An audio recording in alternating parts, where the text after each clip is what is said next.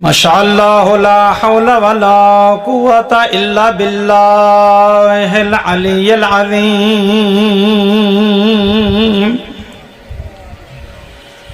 बिस्मिल्लाहिर रहमानिर रहीम। अल्हम्दुलिल्लाहि रब्बिल आलमीन। अस्सलातु वस्सलामु अला रसूलिहिल करीम व आलिहि तय्यबीन अत्ताहिरीन अल-मासूमीन अल्लज़ीना ज़हबल्लाहु अन्हुमुर रिज्सा व तह्हरहुम तत्हीरा।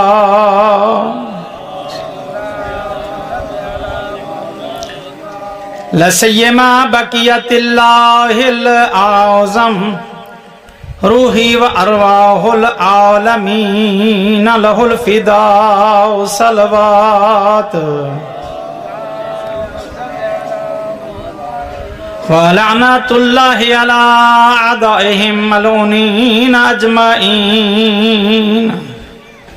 मिन यौमि अदावतिहिम इला अबदिल आबिदीन। अम्मा बादो फ़क़द क़ालल हकीम फ़ी किताबिहिल मुबीन। बिस्मिल्लाहिर रहमानिर रहीम। इन्नमा युरीदुल्लाहु लियुज़हिबा अन्कुमुर रिज्सा अहलल बैत व युत्तहिरकुम तत्हीरा।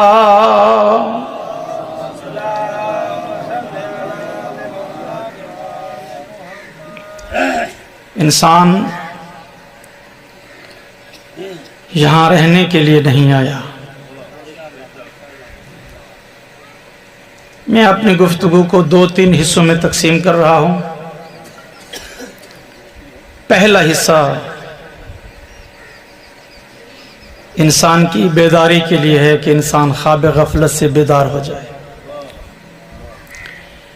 इंसान यहाँ रहने के लिए नहीं आया, एक राह गुजर है जिसको इंसान ने उबूर करना है।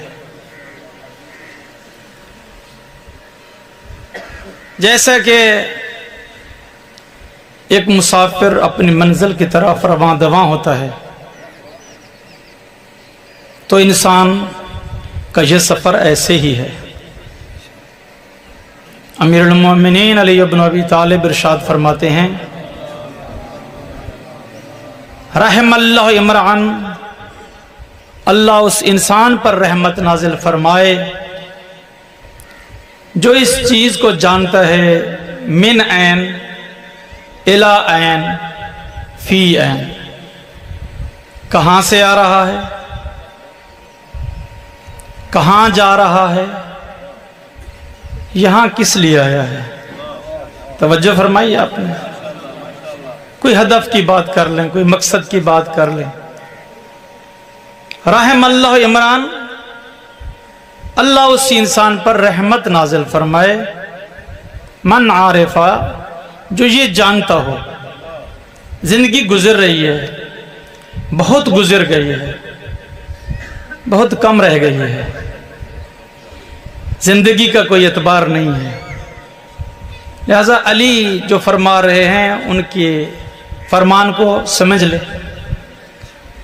अगर समझ लें अमीरुल मोमिनीन के फरमान को तो जिंदगी बन जाएगी, ये जिंदगी भी बन जाएगी और अगली जिंदगी भी बन जाएगी।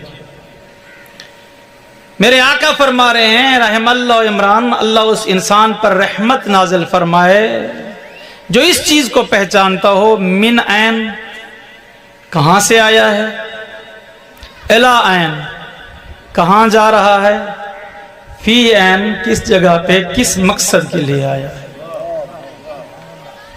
इंसान अपने मबदा को जानता हो,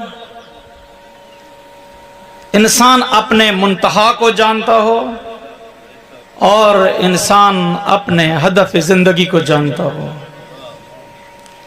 इंसान हैवानों की तरह खल्क नहीं हुआ है, इंसान एक पैगाम लेकर पैदा हुआ है, इंसान एक हदफ लेकर पैदा हुआ है, इंसान एक मकसद लेकर पैदा हुआ है।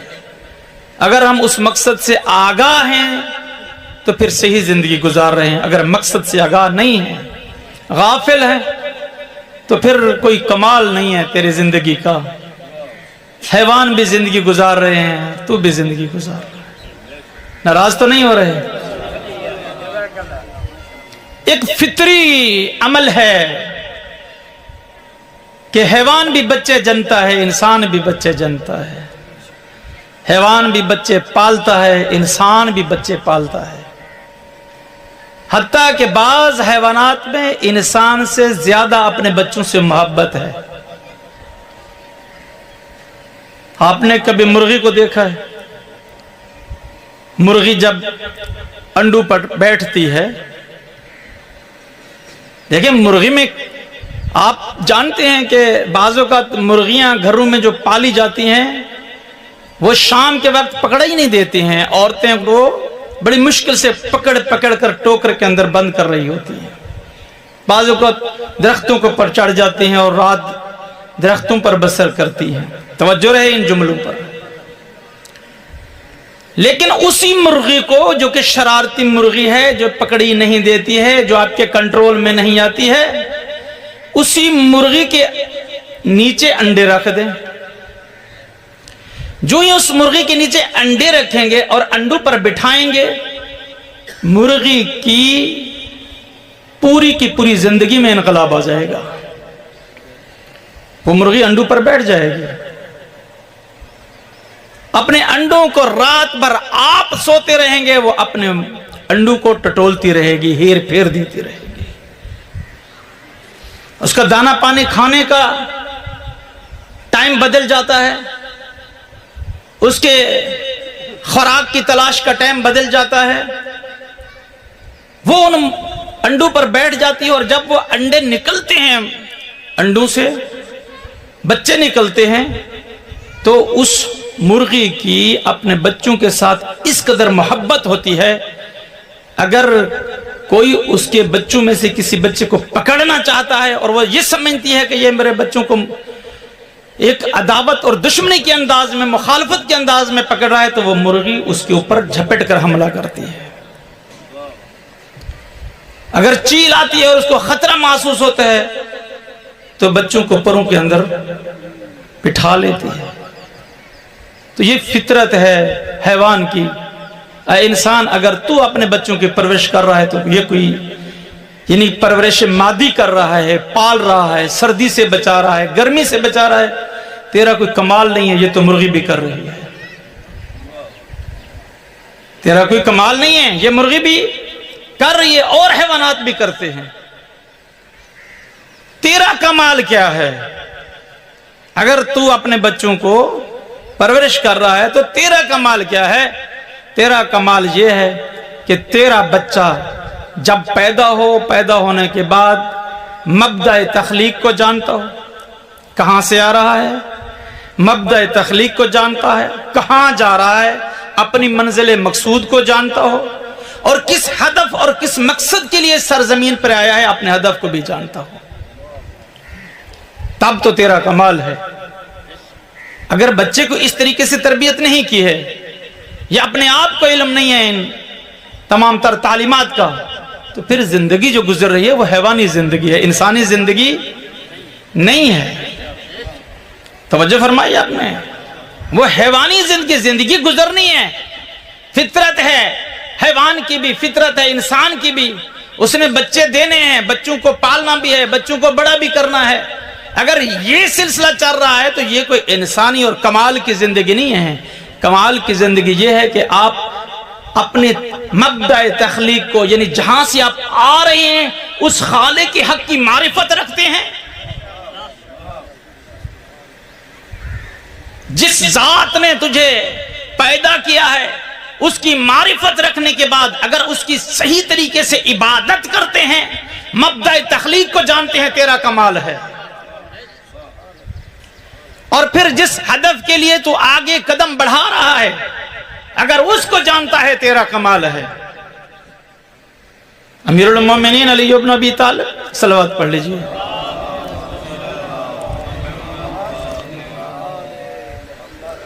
अपने शागिर्दों की तरबियत करते हैं, कहते हैं इंसान और हैवान में फर्क क्या है। कहते हैं तीन चीजें हैं, मेरे उंगलियों की तरफ तवज्जो करनी है। ये ऊपर फरिश्ते हैं, फरिश्ते वो हैं जिसको अल्लाह ने अक्ल दी है लेकिन शहवत और ख्वाहिशात नहीं दी। हैवान वो हैं जिनको अल्लाह ने शहवत और ख्वाहिशात दी है, अक्ल नहीं दी। तवज्जो फरमा रहे हैं। फरिश्ते वो हैं जो अक्ल रखते हैं, ख्वाहिशात नहीं रखते हैं। हैवान वो हैं जो ख्वाहिशात रखते हैं, अक्ल नहीं रखते हैं। इन दोनों के दरमियान है इंसान, जिसके पास ख्वाहिशात भी हैं, जिसके पास अक्ल भी है। अब अमीरुल मोमिनीन अली इब्न अबी तालिब अपने सहाबा को तरबियत करते हुए कहते हैं, ऐ सहाबा कराम तवज्जो करो, तुम इस फरिश्तों और हैवानों के दरमियान में हो। अगर तुमने अपने ऊपर अपने अक्ल को गालिब कर लिया और शहवात और ख्वाहिशात को दबा लिया तो तुम फरिश्ते नहीं बल्कि फरिश्तों से ऊपर नजर आओगे।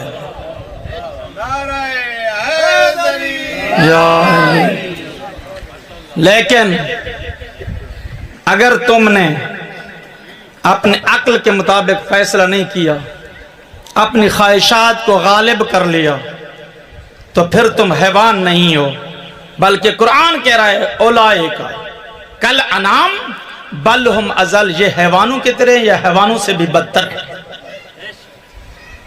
लिहाजा इंसान को अपने अक्ल के मुताबिक फैसले करने हैं, अपने अक्ल की कसवट्टी के मुताबिक फैसले करने हैं और अपने मब्दा और माद और अपनी आखिरत के बारे में सोचना है। कुरान मजीद भी इरशाद फरमा रहा है, ऐ इंसान क्या तू सुबह से लेकर शाम तक कमाता रहेगा? राज तो नहीं है।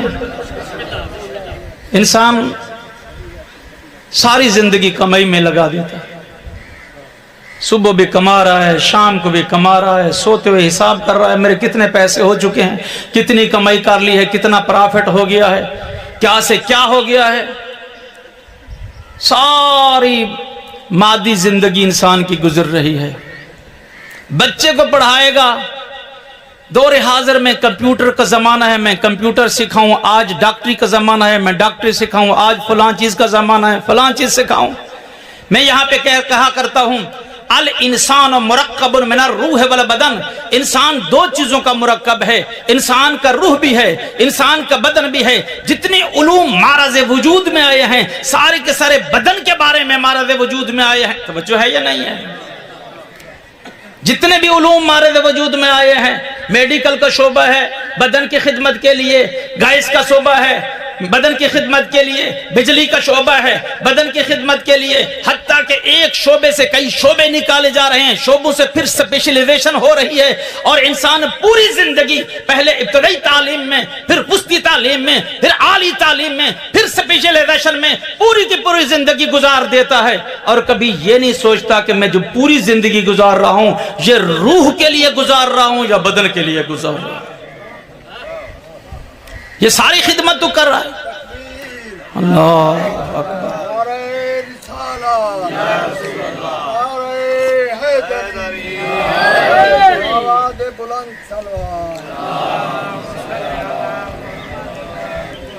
मेरी बातें मुश्किल तो नहीं है। अल इंसान और मुरक्कबुन मेरा रूह वल बदन, इंसान दो चीजों का मुरक्कब है। इंसान में रूह भी है, इंसान में बदन भी है। तवज्जो फरमाइए आपने, कितनी चीजें हैं? दो, एक रूह और एक बदन। अब ये जो इंसान का बदन है, जो बदन है ये मादियत, मादे से बना है। ये हम इल्मी जुबान में कहते हैं, माशाल्लाह डॉक्टर नासिर साहब और पढ़े लिखे हजरात, टीचर साहबान बैठे हैं, सारे पढ़े लिखे उलमाए कराम बैठे हैं, आप सब जानते हैं। एक होता है मादा जिसको आप कहते हैं फिजिकली जिस्म, फिजिक्स कहते हैं। एक मावराए मादा होता है जिसको मेटाफिजिक्स कहा जाता है। वो जो मावराए मादा जिसको मेटाफिजिक्स कहा जाता है वो मुजर्रदात का जमाना है, यानी आपका बदन जो मादी बदन है जिसको आप जिस्म कहते हैं, ये जिस्म नीचे रह जाता है, इसके ऊपर हाकिम है और इसके ऊपर गालिब जो है वो मेटाफिजिक्स है।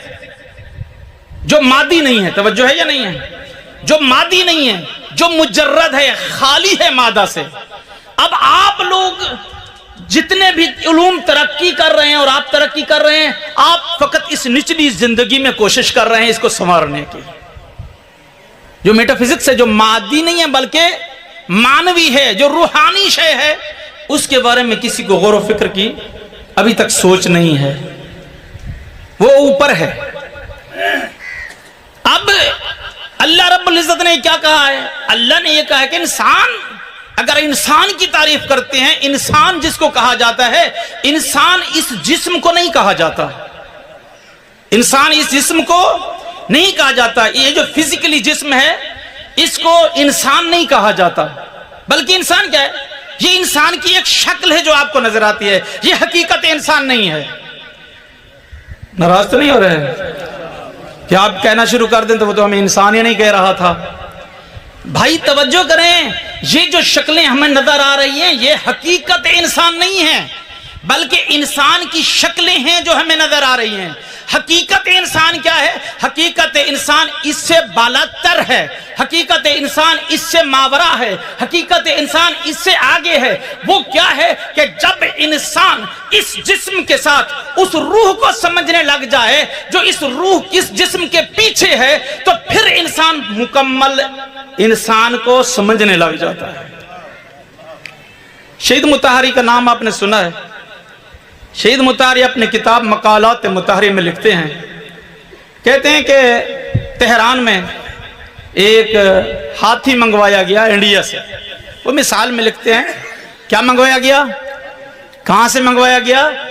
इंडिया से, हिंदुस्तान से। कहते हैं जब तेहरान में हाथी नहीं था, लोगों ने देखा नहीं था हाथी किस तरह का होता है। तवज्जो फरमाई आपने, हाथी को जानते नहीं थे कि तेहरानी भी है, हाथी किस तरह का होता है।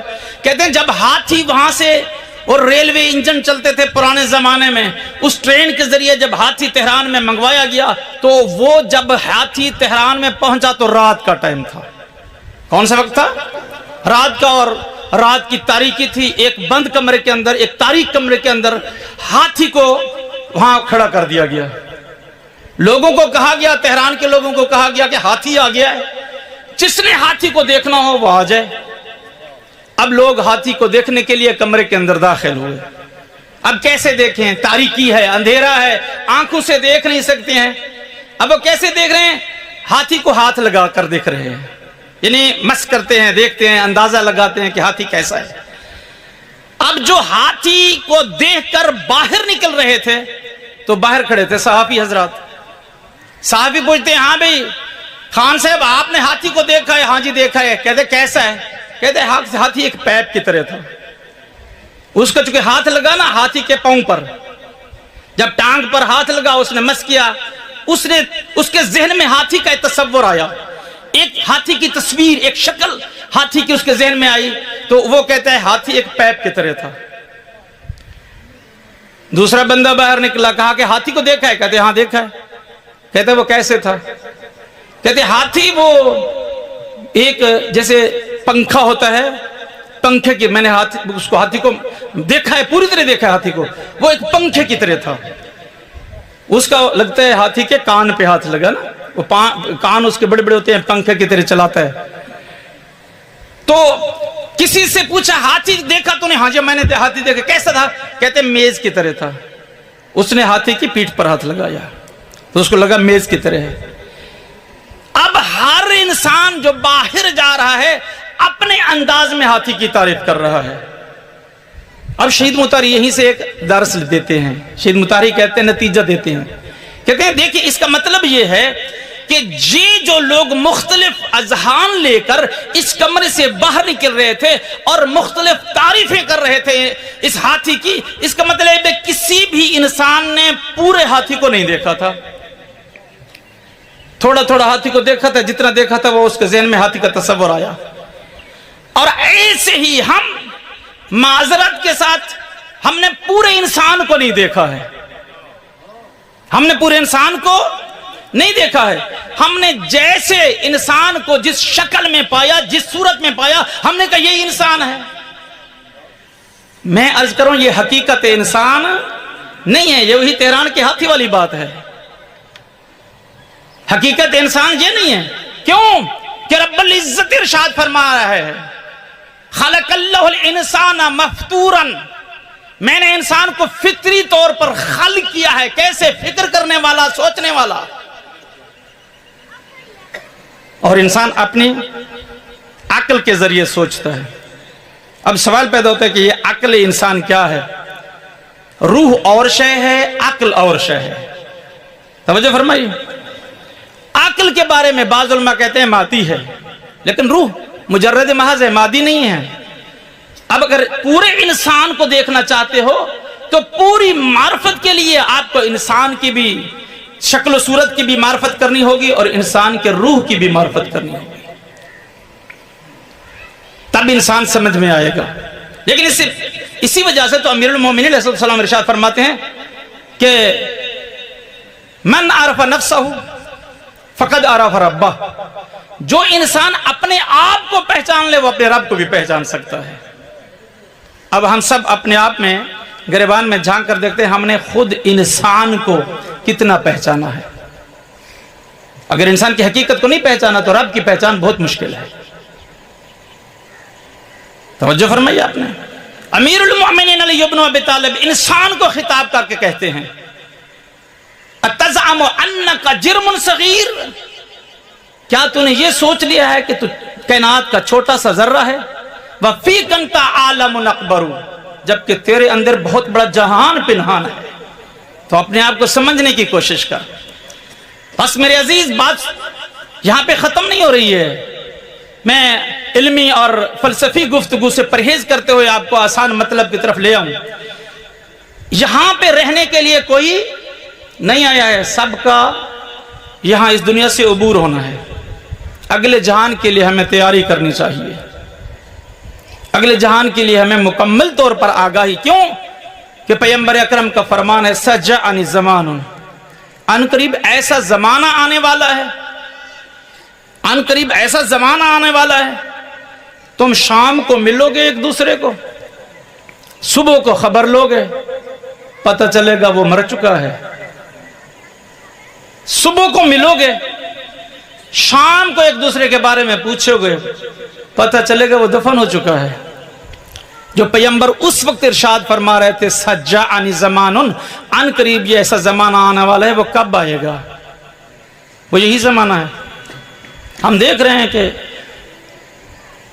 आराम से सारा दिन का काम करते हुए आराम से सोते हैं, सुबह को उठते ही नहीं है। भाई क्या हुआ? जाहिरी तौर पर ये बातें की जाती हैं, कहते हार्ट अटैक हो गया, दिल की धड़कन बंद हो गई, पता नहीं क्या हो गया, सकते कल्बी हो गया, क्या हो गया। ये जमाना है या नहीं है? तो लिहाजा इस जमाने के बारे में पैगंबर ने फरमाया है।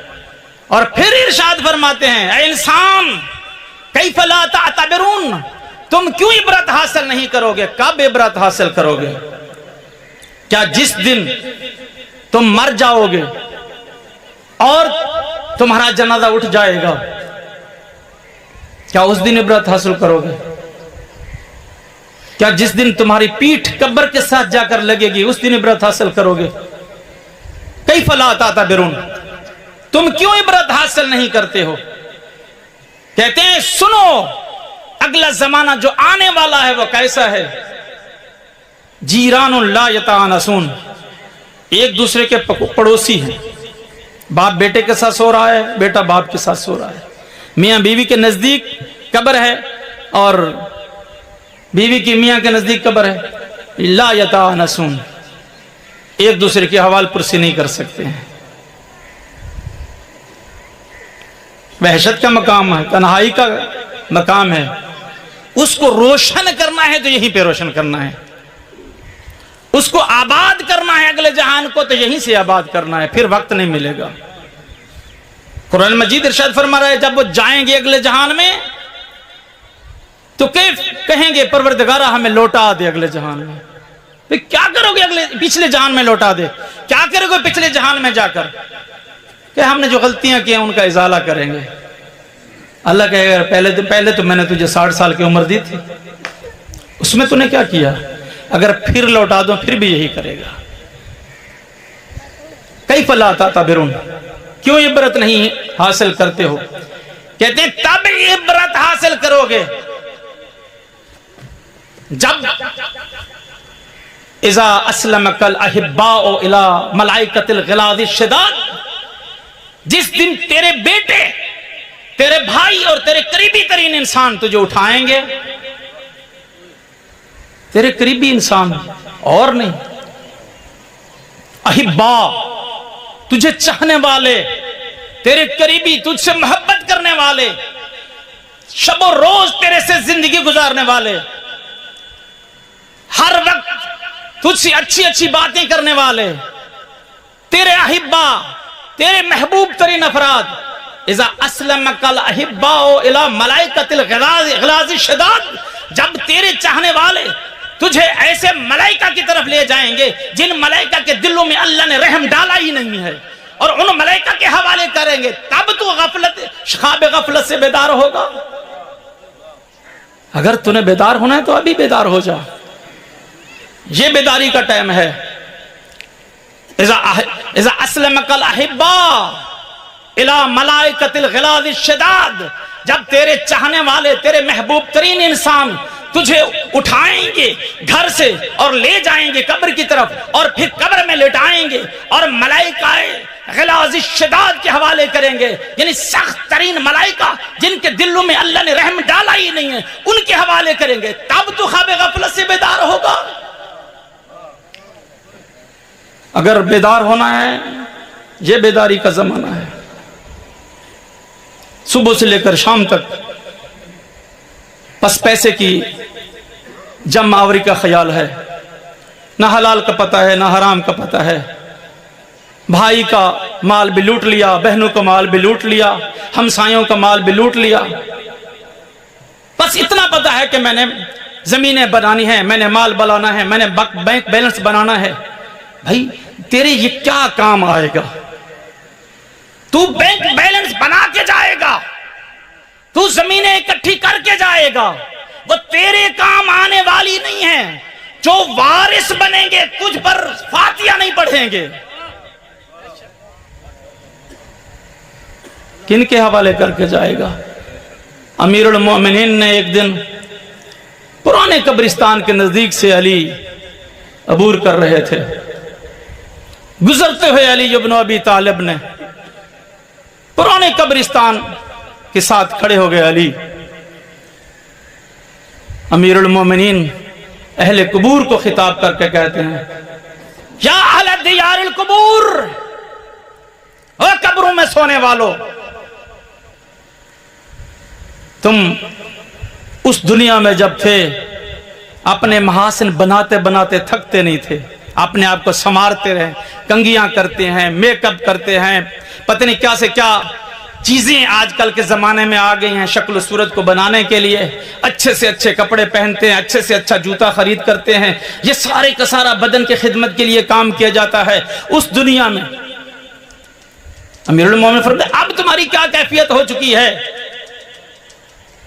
अब वो तुम्हारे महासिन कहां हैं? वो जिनको संवारते थे वो महासिन कहां हैं? वो जिस बदन की खिदमत करते थे वो बदन कहां है तुम्हारा? क्या कीड़ों मकोड़ों की ग़िज़ा नहीं बन चुका? मेरे आका फरमाते हैं, और ये बात अली कर सकते हैं, मेरे आका फरमाते हैं, या अहले दियारिल कुबूर, ओ कब्रों में सोने वालों, सुनो, जो घर छोड़ के आए थे उन घरों में गैर आबाद हो चुके हैं। जो घर छोड़ के आए थे उन घरों में गैर आबाद हो चुके हैं। जिन बीवियों के छोड़कर आए थे उनके साथ और लोगों ने शादियां कर ली हुई है। मेरा भाई, अगर अगले जहान को आबाद करना है तो यहीं पे आबाद करना है। आइए तालीमात कुरान को समझिए, आइए तालीमात अहले बैत को समझिए। जितना टाइम हम अपनी मादी जिंदगी को बनाने के लिए लगाते हैं, कभी कभी आखिरत के बारे में सोच लिया कर, कभी कभी अगले जहान के बारे में भी सोच लिया कर। हर रोज बाज लोग हैं जो कि हर रोज अपना हिसाब करके सोते हैं। उस दिन के वाजिबात अदा करके सोते हैं। मैं मुल्तान में भी कह रहा था, मस्जिद अल हुसैन में, हम में से बहुत से ऐसे लोग हैं जो उम्मीदें लगा के बैठे हैं, ये उम्मीदें लगा के बैठे हैं मेरे ऊपर जो खुम्स बनता है मेरी औलाद दे देगी, मेरे ऊपर जो वाजिबात बनते हैं मेरी औलाद अदा कर देगी, मेरे ऊपर जो हज बनता है मेरा बेटा हज कर देगा। हज बेटे के जिम्मे छोड़ के जा रहा है, खुम्स बेटे के जिम्मे छोड़ के जा रहा है, ज़कात बेटे के जिम्मे छोड़ के जा रहा है, वाजिबात बेटे के जिम्मे छोड़ के जा रहा है। और फिर बार बार अगर तू वसीयतें भी करता रहे, तज़क्कुर भी देता रहे, मेरे भाई सोच, वो तेरा बेटा है, अगर तू नहीं अदा कर सका तो वो भी अदा नहीं करेगा। लोग कहते नहीं नहीं हम जैसे गुजर गए ना, हमारा बेटा हमसे बेहतर है। मैं कहता हूं अब जमाना जो आने वाला है बेहतर नहीं है। अगर तू खुद अदा करके गया तो हो जाएगा, अगर तूने खुद अदा नहीं किया फिर बेटा भी अदा। बेटे की जो ही तू मरेगा बेटे के मसाइल बढ़ जाएंगे, फिर एक बेटा वारिस नहीं होगा, कई सामने आ जाएंगे। और हमने देखा है मैयत दरवाजे पर पड़ी होती है, मिरास की तकसीम पे झगड़ा हो रहा होता है। क्या आप इस जमाने में जिंदगी नहीं गुजार रहे, देख नहीं रहे? लिहाजा कुछ तल्ख हकायक हैं जो मैंने आपकी खिदमत में पेश किए। इस जिंदगी में अपने आप को, हिसाब को क्लियर करो, वरना अगला जमाना जो आने वाला है उस जमाने में क्लियर नहीं करनी, मोहलत नहीं होगी वहां पे। उलूम अहल बैत को समझें, तालीमात अहल बैत को समझें, तालीमात वही को समझें। पैगंबर अकरम सल्लल्लाहु अलैहि वसल्लम ने इरशाद फरमाया, सलवात पढ़ लीजिए,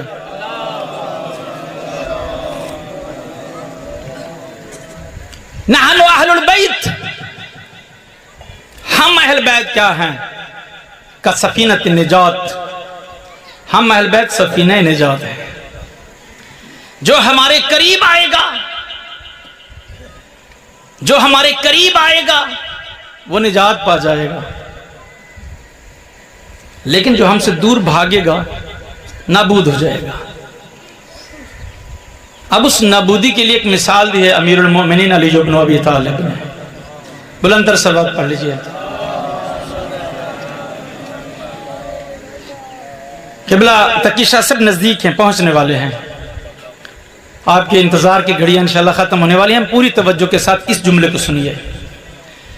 अमीरुल मोमिनीन अली इब्न अबी तालिब इरशाद फरमाते हैं, अना का कुतुब रहा, मैं अली इब्न अबी तालिब ऐसे हूं जैसे कुतुब रहा होता है। अब ये कुतुब रहा क्या है? जो पुराने बुजुर्ग बैठे हैं वो आसानी से समझ जाएंगे, और जो छोटे बच्चे हैं शायद मुश्किल से समझें। आप बुजुर्गों ने चक्कियां देखी हुई हैं पुराने जमाने में, जो औरतें चक्की पीसा करती थी, उसके दो पुड़ होते थे, एक ऊपर पुड़ होता था, एक नीचे होता था।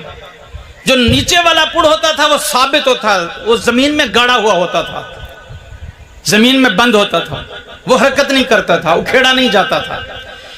ऊपर वाला पुड़ जो होता था उस नीचे वाले पुड़ के ऊपर रखा जाता था, और उसके अंदर एक दस्ता होता था, औरतें उस दस्तों को पकड़कर घुमाती थी, और वो ऊपर वाला पुड़ घूमता था, और दरमियान में एक सुराख होता, उसके अंदर वो गंदम डालती थी, और गंदम जूं जूं फैलती जाती थी दो पुड़ों के दरमियान, तो वो पिसते जाती थे दाने और आटा बनता जाता था।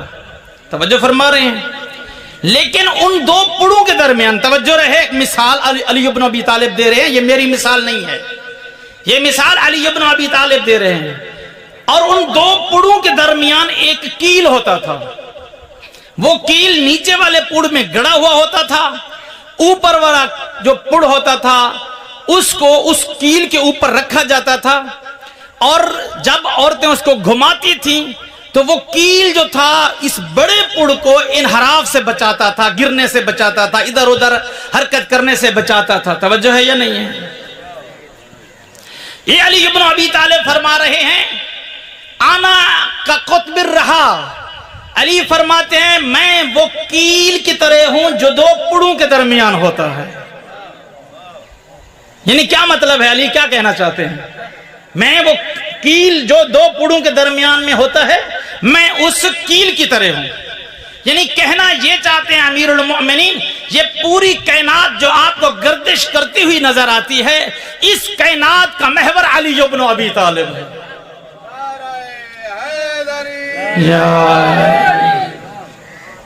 इस पूरी कायनात जो गर्दिश कर रही है, इस कायनात का महवर अली इब्न अबी तालिब है।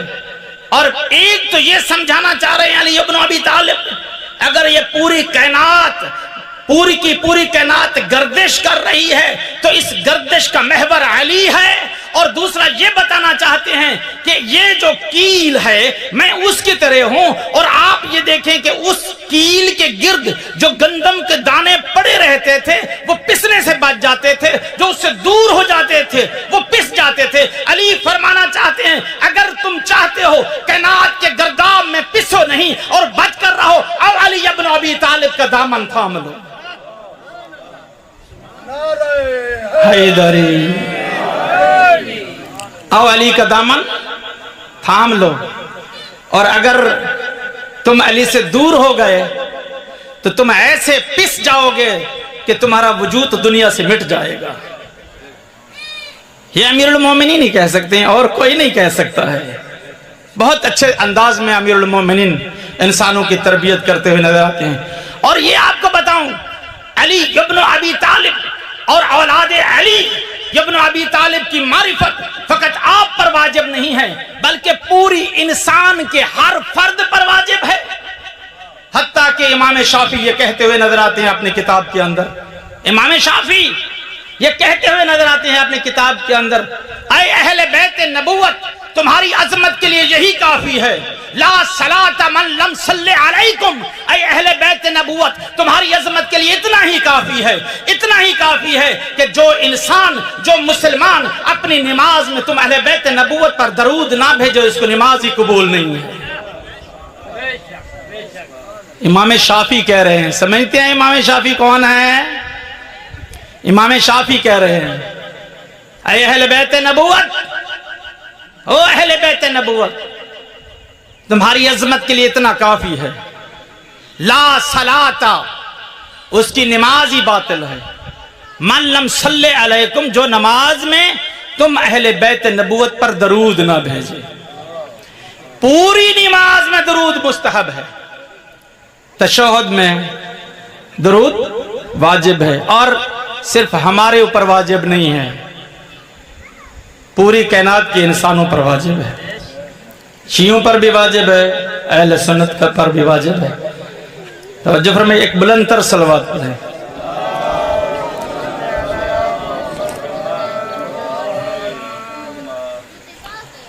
अमीरुल मोमिनीन के बारे में अल्लामा हिल्ली अलैहिर्रहमत ने किताब लिखी है जिसका नाम है अल-फैन। क्या नाम है? अल-फैन, यानी 2000 दलीलों वाली किताब। उस किताब में अल्लामा हिल्ली रहमतुल्लाह अलैह फरमाते हैं कि जानशीन वो होना चाहिए, पैगंबर का जानशीन वो होना चाहिए, अगर पैगंबर की मसरत पर बैठ जाए तो आने वाला फर्क महसूस ना कर सके, आने वाले को पता ना चले ये अली बैठा है या नबी बैठा है। तवज्जो फरमाइए आपने।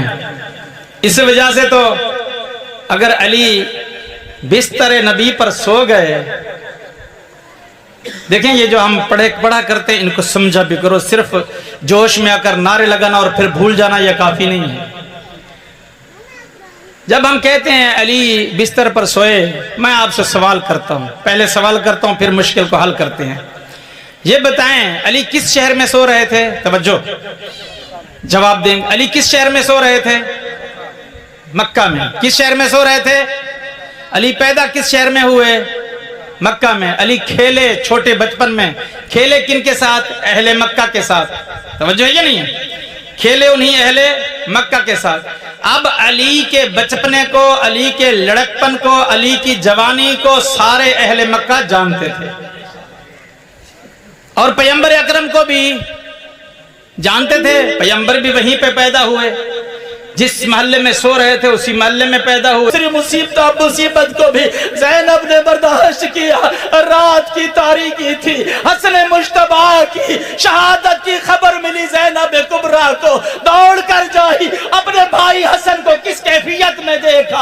हसन मुश्तबा को खून की उल्टी आ रही थी, जिगर के टुकड़े उल्टी के साथ ताश्त में गिर रहे थे। ज़ैनब ने इस मुसीबत को भी देखा। अज़ादारो, आखिरी मुसीबत और चौथी मुसीबत जिसको ज़ैनब भी बर्दाश्त ना कर सकी, वो कौन सी मुसीबत थी? वो कौन सी मुसीबत थी? असरे आशूर जब हुसैन गए करबला के मैदान में, हुसैन गरीब का तरीका क्या था? जब हमले से वापस आते तल्ले ज़ैनबिया पे रुक कर कहते अल्लाहु अकबर। तल्ले ज़ैनबिया पर रुक के कहते अल्लाहु अकबर। इस अल्लाहु अकबर का माना क्या था कि जब तक ज़ैनब के कान के साथ हुसैन की आवाज टकराती रहेगी, ज़ैनब खैमा नहीं छोड़ेगी। और दूसरा माना क्या बनता है? जब तक इस जालिमों के कानों पे हुसैन की अल्लाहु अकबर की सदा गूंजती रहेगी, ये ज़ैनब के खैमे की तरफ तजावुज नहीं करेंगे। अज़ादारो, एक लम्हा ऐसा आया कि हुसैन की अल्लाहु अकबर की सदा ज़ैनब के कान से नहीं टकराई। ज़ैनब कुबरा ने क्या किया? खैमा छोड़ा। रसूल ज़ादी ने खैमा छोड़ा, बतूल ज़ादी ने खैमा छोड़ा। क्या देखती है? आती है तल्ले ज़ैनबिया पर, आती है तल्ले ज़ैनबिया पर। तल्ले ज़ैनबिया पर आकर क्या देखती है? एक नशेबी जगह पे हुसैन भाई है, एक नशेबी जगह पे हुसैन गरीब है जो 3 दिन का प्यासा है, जिसके सीने के ऊपर शिमरे मलून सवार है। ज़ैनब ने देखा वह शिमर जालिसुन अला सदरिल हुसैन, शिमर जालिसुन अला सदरिल हुसैन। जब ज़ैनब ने देखा, उसके अगला मंजर देखो और आखिरी जुमला सुनो। शिमरे मलून ने क्या किया? शिमरे मलून हुसैन के सीने से उठा और एक कुंडा खंजर तलाश करने लगा, एक कुंडा खंजर तलाश करने लगा। जब खंजर शिमरे मलून के हाथ में आया और शिमर ने क्या किया? दोबारा रुख किया मजलूम करबला का। इधर बहन देख रही थी तल्ले ज़ैनबिया पर खड़े होकर, तो ज़ैनब ने क्या किया? अल्लाह की बारगाह में इल्तिजा की। क्या कहती है ज़ैनब कुबरा? परवरदिगारा, ज़ैनब को पैदा ना किया होता, मेरे अल्लाह ज़ैनब को पैदा ना किया होता, वला मारा हाज़ल मंजरा, ज़ैनब इस मंजर को ना देखती। अला लअनतुल्लाहि अला ज़ालिमीन व सयअलमुल लज़ीना ज़लमू अय्युम मुनक़लिबिन यनक़लिबून।